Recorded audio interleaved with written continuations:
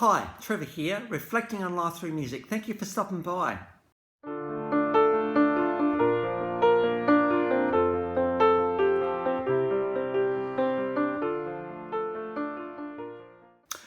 Well, coming again today. I trust you're well and you enjoyed my last video on Australian music icon Danni Minogue. Of course, she's not just popular in Australia, she's also a judge in Australia in some of the reality shows. She's also did quite well in the UK as well, so Danni Minogue last time.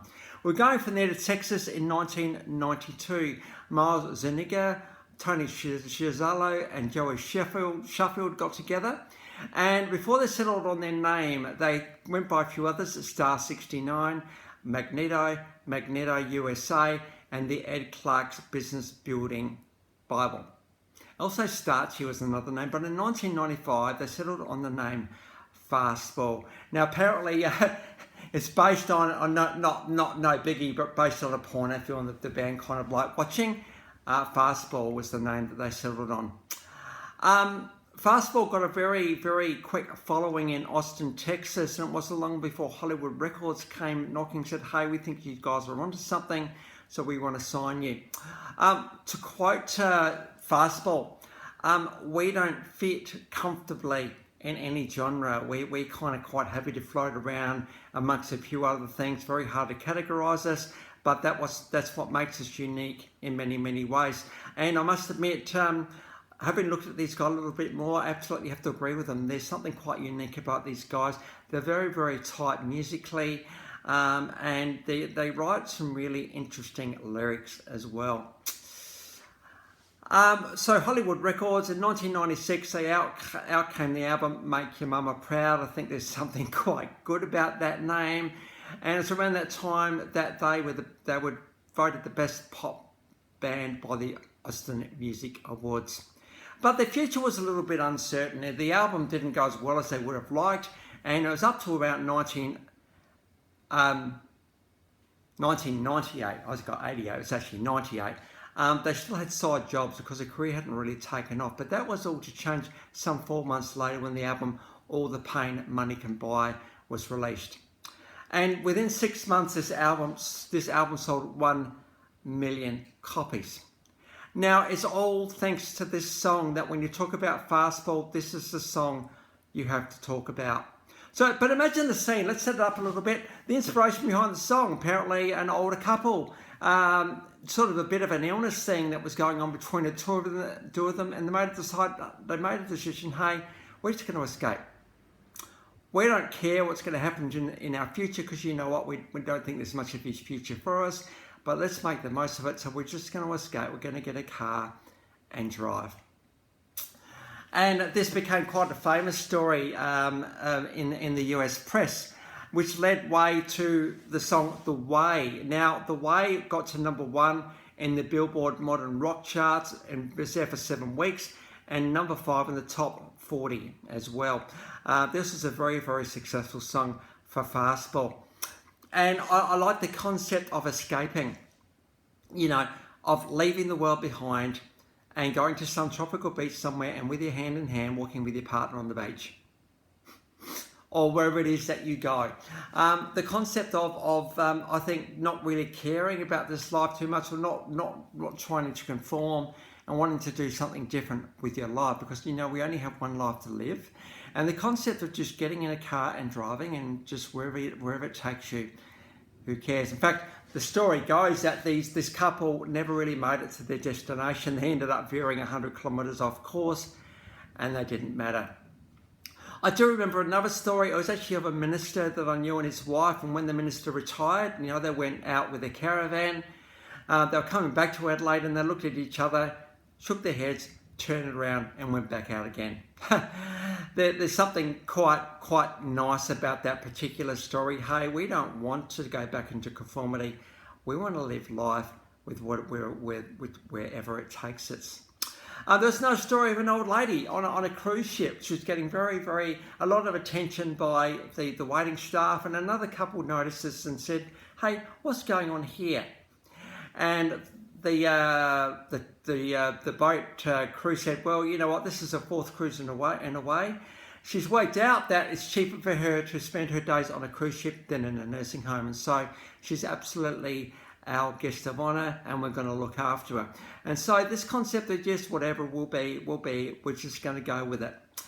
And when we're in the I suppose, life and the days of life and the working and all the stuff that goes on, and we think, well, what are we working for? What are we working towards? Are we working towards a life we've always wanted? And I think for me, life is pretty good, and I'm looking at that question right now. What is the life I've always wanted?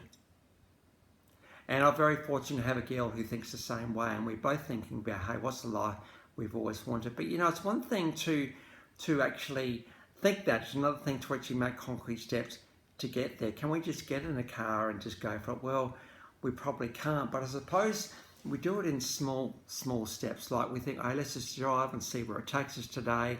The concept of exploring and adventure is something that we've really got to build into our lives, and because life is for the living, isn't it? And as the couple with this song was inspired by, life is for the living, whatever days we've got left. So I think for you, as you contemplate 2025, I know we're 3 months in, well, 2.5 months in now, but think, hey, what can we do to shake things up a bit? What can we do to give life a bit of a zap even? How can we zap things up a little bit to make the most of this life even more than we are now?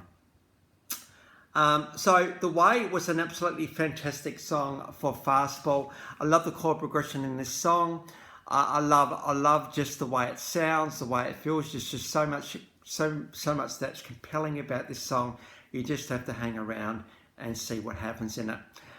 So Fastball are very, very tight indeed. Not bad for a 3-piece, and they have a couple of other people helping us from time to time. Very, very tight indeed. Fantastic harmonies, incredible lead vocals, and just a really, really compelling outfit. And so Fastball well and truly capitalised on the life that they were wanting to live. All the pain money can buy. It's almost like they had a bit of a time and they wanted to embrace life. And it's almost, this song was a bit of a thought for themselves about how we can shake things up a bit. So the couple that inspired it, Layla and Raymond Howard.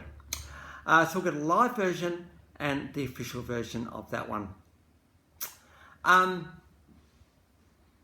Add a little long, and also of that album, we've actually got Fire Escape. We've got the official clip on that one. It's all about being yourself in a relationship and learning out what being yourself in a relationship means. We've also got a beautiful acoustic version of Out of My Head. This got to the top 10 and the top 40 in the Billboard charts. We've got a beautiful acoustic version of that one. This clip just shows off how talented these guys absolutely are. Absolute honesty in this song, and 2 Grammy nominations for that song. Out in the year 2000, we had The Harsh Light of Day and the #1 hit, You're an Ocean, with the beautiful keyboard stylings of Billy Preston, whereas Billy was part of the Get Back sessions with the Beatles.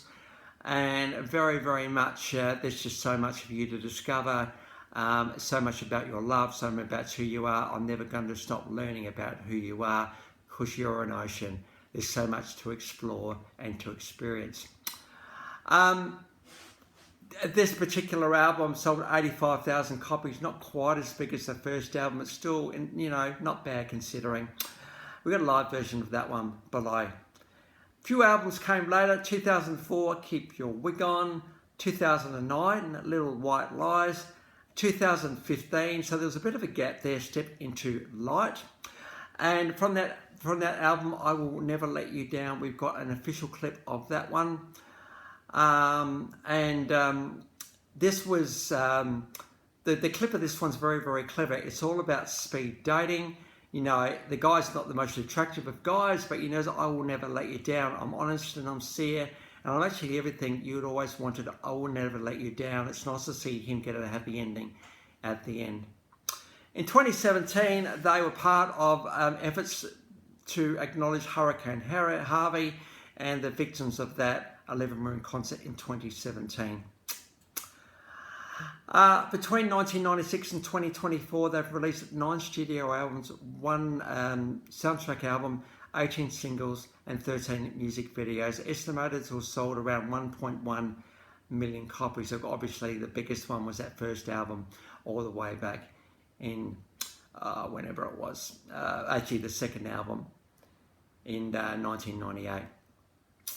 So 1.1 million well and truly contributed to this collaborative legacy of This Thing Called Music. So the links to those 6 clips are in the description below, and I've also included my last video from Danni Minogue. If you want to recap on her, feel free. Well, if this is your first time to Life Reflections through Music, or you've come back for another one, how great to see everybody here. Well, as you probably noticed, I've just sort of started to change my thumbnails a little bit of feedback has been that my thumbnails can be a little bit better. So what could I actually do to just kind of keep with the feel of this channel? So I trust any feedback. I trust you. Any feedback, feel free to let me know in the comments below. So that's it for today. Next time we're going to get on to the fix. So until then, I'll catch you around. Bye for now.